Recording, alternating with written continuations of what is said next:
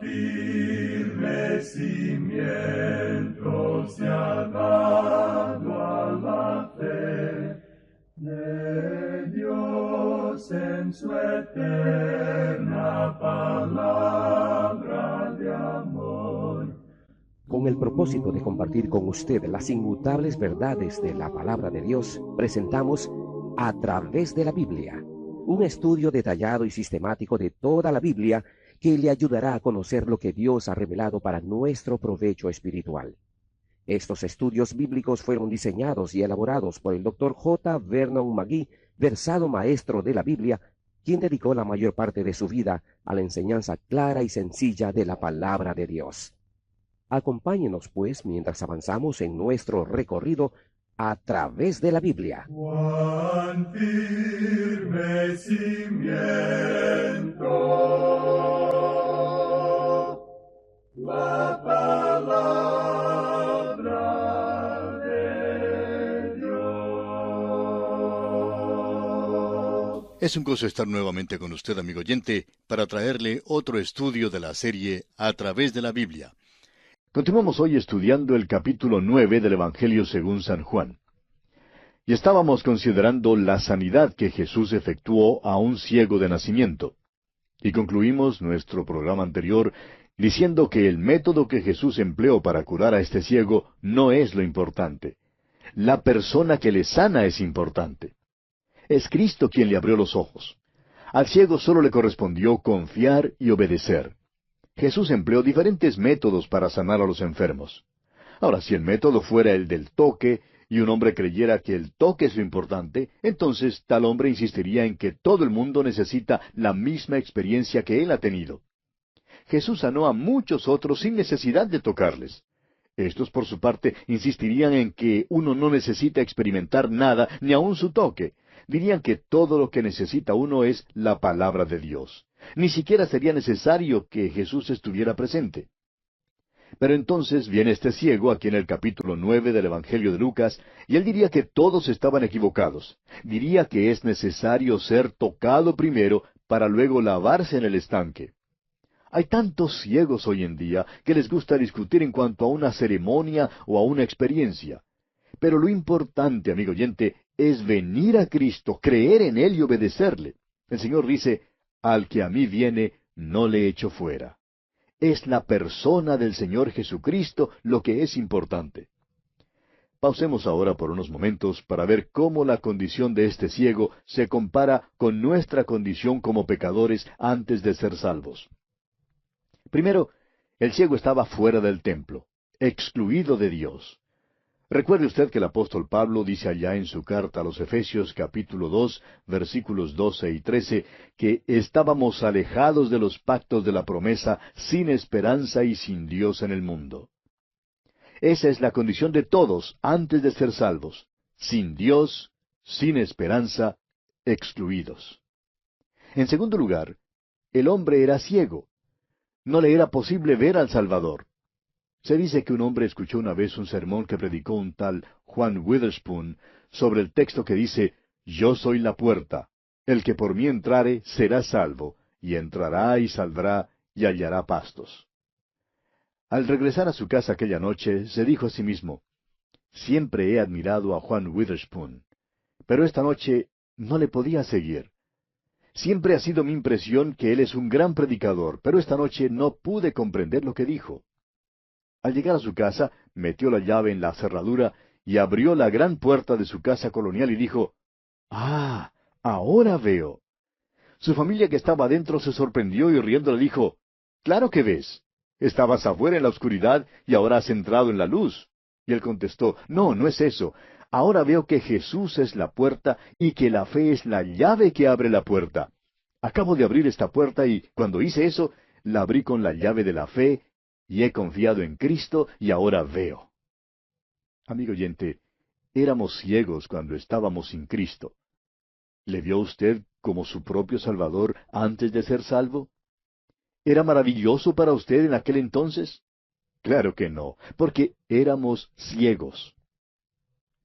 Ahora, en tercer lugar, este hombre era ciego de nacimiento. Y nosotros nacimos en pecado. Entramos en el mundo como pecadores. En cuarto lugar, la condición de este ciego era tal que estaba fuera del alcance de la ayuda humana. Nadie tenía una cura para su ceguera. Nosotros, por nuestra parte, éramos pecadores irremediables en este mundo y nadie tenía una curación para nosotros. En quinto lugar, este hombre era mendigo y esto sí que le cae mal a muchos. No les gusta admitir que son mendigos. Estarían dispuestos a pagar por la salvación, pero el caso es que no está en venta. Uno tiene que venir a Dios, amigo oyente, para recibir la salvación, así como vino este mendigo ciego. Dios da la salvación, la regala. Este mendigo nunca podría haber comprado la salvación porque no tenía nada con qué comprarla. Dice el profeta Isaías en el capítulo 55 de su profecía, versículo 1, A todos los sedientos, venid a las aguas, y los que no tienen dinero, venid, comprad y comed. Venid, comprad, sin dinero y sin precio, vino y leche. En sexto lugar, este hombre no le hizo ninguna súplica a Jesús. El ciego Bartimeo, de quien leemos en el capítulo 10 del Evangelio según San Marcos, no se quedó callado, pero este hombre simplemente se sentó allí. Él no conocía a Jesús, pero una vez que lo conoció, pasó mucho tiempo creciendo en la gracia y en el conocimiento de Jesucristo. Amigo oyente, permítanos preguntarle, antes de conocer a Jesús, ¿quería usted ser salvo de veras? ¿Estaba usted buscando la salvación? ¿Estaba usted buscando al Señor Jesucristo? Ahora, si usted es un hombre ordinario, no le estaba buscando, amigo oyente. Usted no le busca a Él, pero Él sí le busca a usted. Esa es la historia del hombre y su salvación. Y en séptimo lugar, otros tenían piedad de este pobre ciego. Los judíos pasaban por su lado en camino al templo. Los discípulos de Jesús, por su parte, querían discutir en cuanto a su situación. No tenían ninguna intención de tener misericordia de este hombre y no estaban dispuestos a hacer nada por él. Esta es la descripción de la familia humana. Pero Cristo, y sólo Cristo, es quien puede ayudarnos. Veamos ahora algunas reacciones a este milagro de Jesús. En primer lugar, la reacción de los vecinos del ciego. Leamos los versículos 8 y 9 de este capítulo 9 del Evangelio según San Juan.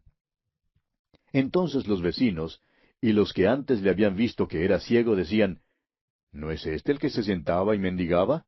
Unos decían, Él es, y otros, a Él se parece. Él decía, Yo soy. Hay un cambio en un hombre que era ciego, pero que ahora puede ver. Ya no va a tientas a su hogar todos los días, sino que camina viendo. Creemos que este hombre gritaba, ¡Aleluya! Ahora veo. ¿Puede usted imaginarse, amigo oyente, la escena en el barrio donde él vivía? Alguien se asoma a la ventana y dice, mira, allí está el ciego. Su esposa va a la puerta, mira y dice, no, hombre, ese no es el ciego. Se parece al ciego, pero no es él. Por tanto, este hombre tiene que identificarse ahora ante sus vecinos. Permítanos decirle, amigo oyente, que los vecinos sabían que algo le había pasado. No creemos que si uno es verdaderamente convertido, si ha cambiado la ceguera por la vista perfecta, no creemos que a tal persona le sea posible vivir sin que el pueblo se fije que ha cambiado.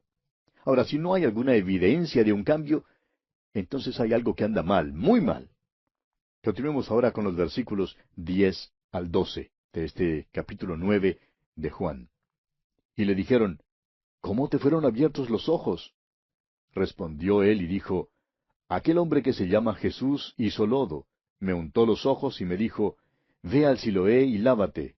Y fui y me lavé y recibí la vista. Entonces le dijeron, ¿dónde está él? Él dijo, no sé. Nos gusta bastante el testimonio de este hombre. Contó solamente lo que sabía. Es un testimonio bueno, honesto y sincero. Crecía más cada vez que daba su testimonio y aprendía un poquito más. Note usted cuán exacta es la palabra de Dios. El ciego no dijo que Jesús escupió en tierra y que hizo lodo con la saliva. Estaba ciego y no podía ver eso, y por lo tanto ni siquiera lo sabía. Todo lo que él sabía era que sintió que Jesús le untó los ojos con lodo. Su testimonio es, pues, honesto y no detallado.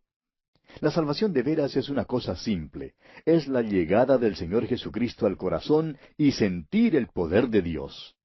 Este hombre ni aún había visto a Jesús y sin embargo el Señor Jesús le había abierto los ojos.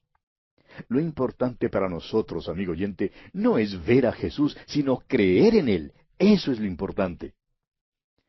Veamos ahora la reacción de los fariseos a este milagro de Jesús. Leamos los versículos 13 hasta el 18 de este capítulo 9 del Evangelio según San Juan.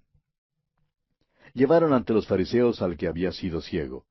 Y era día de reposo cuando Jesús había hecho el lodo y le había abierto los ojos.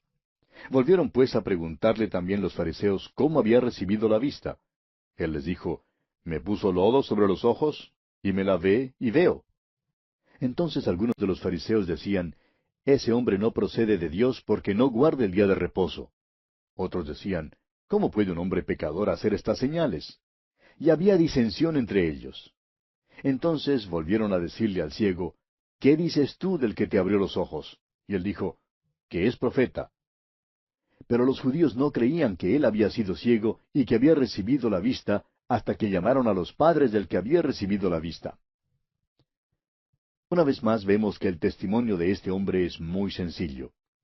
Uno creería que estos fariseos se habrían regocijado porque un ciego ahora podía ver. Uno creería que cantarían el gran coro, aleluya.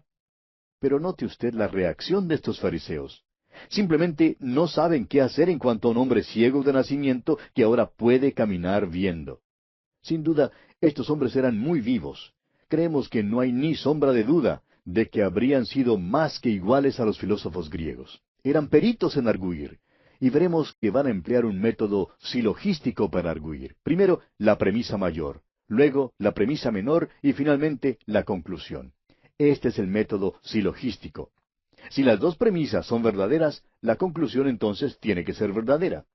Pero si una u otra de las premisas es falsa, la conclusión será falsa. Por tanto, lanzan un argumento falso. Así es, escuche usted, la premisa mayor. Todos los que son de Dios guardan el día de reposo. La premisa menor. Jesús no guarda el día de reposo. La conclusión, luego, Jesús no es de Dios. Discuten así para evitar que las personas allí lleguen a una conclusión verdadera y correcta que sería la siguiente. Premisa mayor. Solo los de Dios pueden dar vista a un ciego de nacimiento. Premisa menor. Jesús dio vista a este ciego. La conclusión, luego, Jesús es Dios.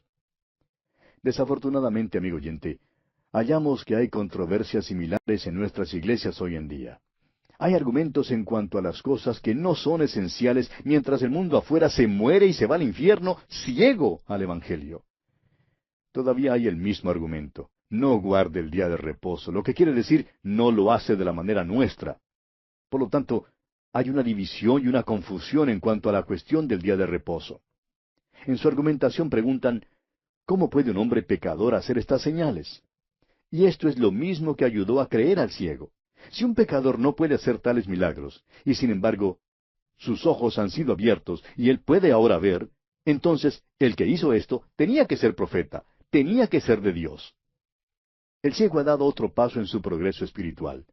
Notemos que por otra parte dice, pero los judíos no creían. Cuando los hombres no quieren creer una cosa, amigo oyente, es asombroso las pequeñeces que tratan de desenterrar para evadir la verdad. No aceptan el informe del hombre y por tanto llaman a sus padres. Y esto nos conduce a la reacción de los padres ante el milagro de Jesús. Leamos los versículos siguientes, versículos 19 hasta el 22 de este capítulo 9 de Juan. Y les preguntaron diciendo, ¿es este vuestro hijo, el que vosotros decís que nació ciego? ¿Cómo pues ve ahora? Sus padres respondieron y les dijeron, sabemos que este es nuestro hijo y que nació ciego. Pero cómo ve ahora, no lo sabemos. O quién le haya abierto los ojos, nosotros tampoco lo sabemos. ¿Qué edad tiene? Preguntadle a él. Él hablará por sí mismo. Esto dijeron sus padres porque tenían miedo de los judíos, por cuanto los judíos ya habían acordado que si alguno confesase que Jesús era el Mesías, fuera expulsado de la sinagoga. Aquí está la convivencia religiosa y es una de las cosas más perniciosas imaginables. Las autoridades religiosas tratan de hallar a alguien a quien culpar, y los padres quieren salir de esto. Las autoridades nunca disputaron el hecho de que el hombre era ciego de nacimiento y que ahora podía ver. Los supuestos profesores de teología de hoy en día, que se sientan en sus sillas giratorias en las universidades, son los que dudan de los milagros. La gente en aquel entonces nunca negó que un milagro se hubiera realizado. Los padres de este hombre sabían que había ocurrido un milagro, pero no estaban preparados para explicar cómo se había realizado el milagro. No querían ser excomulgados porque eso era una cosa terrible para un judío. Las autoridades les condenarían al ostracismo, y ellos no querían exponerse a este tipo de apuros. Las autoridades religiosas, pues, no pueden negar el milagro, pero ahora tratan de impedir que el Señor Jesús reciba la honra por haberlo hecho. Fíjese usted lo que le dicen al hombre que había sido ciego, aquí en el versículo 24. Entonces volvieron a llamar al hombre que había sido ciego y le dijeron, «Da gloria a Dios, nosotros sabemos que ese hombre es pecador». Ahora los judíos vuelven a su primer argumento. Dicen que este hombre es pecador porque había violado, según ellos, el día de reposo. Dicen que no se debe darle la gloria a este hombre ni al Señor Jesús, sino solo a Dios. Parece ser una cosa bella y pía, ¿verdad? Leamos ahora el versículo 25. Entonces él respondió y dijo, «Si es pecador, no lo sé. Una cosa sé, que habiendo yo sido ciego, ahora veo». Este hombre todavía no ha visto al Señor Jesús. Esta es la segunda vez que le traen a la corte y ahora ya está cansado de todo esto. Sin embargo, escuche usted su testimonio. Él dice, «Una cosa sé, que habiendo yo sido ciego, ahora veo». Ese es el testimonio de cualquier pecador que ha sido salvo. Habiendo yo sido ciego, ahora veo. Una vez me encontraba en tinieblas espirituales, pero ahora estoy en la luz espiritual. Antes no conocía a Cristo, pero ahora le conozco como mi Salvador personal. A veces escuchamos algunos testimonios bastante largos. No sabemos en cuanto a usted, amigo oyente, pero nos cansa a veces un poco escuchar unos testimonios así. Y creemos que muchos de estos testimonios son embellecidos y pulidos para tratar de hacerlos un poco más atractivos. A veces el énfasis está puesto sobre la vida pasada, en tal manera que los hermanos salen como los héroes en su testimonio. Algunos cuentan que antes eran líderes de una mafia, eran miembros de una cuadrilla de rufianes, o eran alcohólicos de los más malos, o los jugadores más empedernidos, etc. Dicen que entonces escucharon el Evangelio y se convirtieron. Y lo que pasa entonces, amigo oyente, es que todos quedan muy impresionados con el testimonio y salen diciendo, ¿escuchaste el testimonio de fulano de tal? Y se ocupan tanto en hablar acerca de fulano de tal y todas las cosas que él había hecho antes, que ni siquiera hacen mención de Cristo. Amigo oyente, el nudo o punto clave de cualquier testimonio que yo quiero escuchar es simplemente este: habiendo yo sido ciego, ahora veo. Y bien, amigo oyente, vamos a detenernos aquí por esta ocasión porque nuestro tiempo ha llegado a su fin. Continuaremos, Dios mediante, estudiando este capítulo 9 del Evangelio según San Juan en nuestro próximo programa.